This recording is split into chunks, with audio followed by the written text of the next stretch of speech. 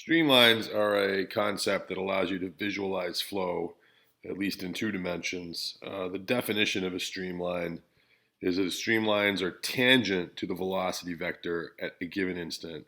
Alternatively, the velocity vectors are tangent to the streamlines at any given instant as well. You can use streamlines in both steady state and transient flow, but in transient flow, the streamlines would be changing all the time as the velocity changed. So usually you think of streamlines or use streamlines more often in a steady situation. So these would be velocity vectors tangent to these streamlines. They're pointing in the same direction as these streamlines. So the velocity here is headed up slightly. The velocity here is headed up slightly. So that's what the streamlines are representing. If it's steady flow, the streamlines and the particle paths are basically the same. So a particle that's stuck on the streamline would just stay on the streamline all the way to the other end of the flow field, traveling along one streamline. Because the streamlines, the velocity is tangent to the streamlines, that means there is no velocity component across the streamline. So velocity fluid will not cross the streamline. So all the fluid below this streamline will stay below this streamline and above this other streamline as it travels along here. It can't cross because if it hits this spot, it becomes tangent. It just travels along the streamline, so it won't cross it. So for steady flow, again, you won't see any crossing of fluid from one stream across a streamline. The representation is almost always such that the distance between the streamlines represents the velocity. So streamlines that are tighter together have a greater velocity, and streamlines that are farther apart have less velocity.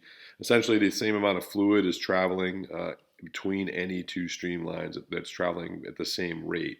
So as drawn here, out here, I've tried to draw the lines to be uniform, that is, have even spacing between the lines, which is supposed to mean a constant velocity. So that would be, this is flow over a plate as I've drawn it. Here's the plate. This U infinity out here would be all constant velocity. And then as it approaches the plate, of course, the fluid slows down near the plate. We know that. So this streamline, the gap between the streamline and the plate, another impenetrable surface, increases because this fluid is moving more slowly.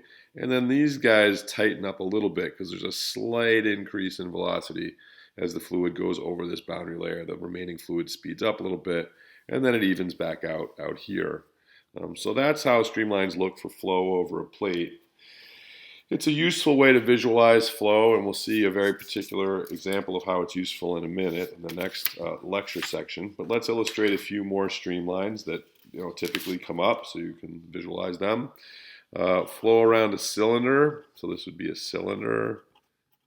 If it's nice and slow, the flow will come in, and there'll be a streamline that'll go right to the stagnation point. So that's going to be our stagnation point. We know that. That's where the flow has gone to zero from pressure effects.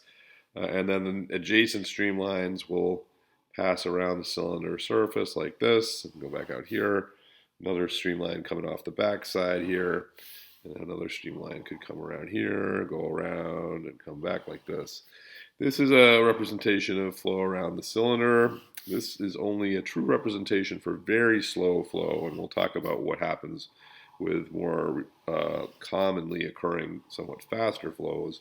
But that would be a streamline representation of flow around a cylinder for very slow flow. Another one where streamlines are used very commonly is in the study of airfoils. And again, we will get to why that is in the next couple of lectures. But let's imagine that's a particular airfoil, like a wing. And so we have a streamline again coming into the stagnation point here, and then we'll have the rest of the streamlines going around. Now this streamline is going to pass under the wing, pretty much just, oops, that curved up, it shouldn't do that. Passing under the wing, and this one, passing under the wing in a nice straight line. Uniform here, uniform spacing here because the flow is constant out there at U infinity. Here, of course, it's going to do this, travel down the wing maybe.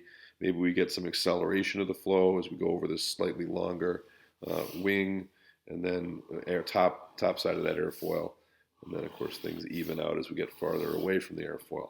So that might be a not very good representation of flow. I'll put a streamline off the back there. Mediocre representation of streamlines around an airfoil. So again, the main points here are that you can tell sort of if the flow is uniform or not by whether the spacing of the streamlines is uniform. Of course, you can follow the flow. The flow will follow the streamlines since the velocity vectors are tangent to these streamlines.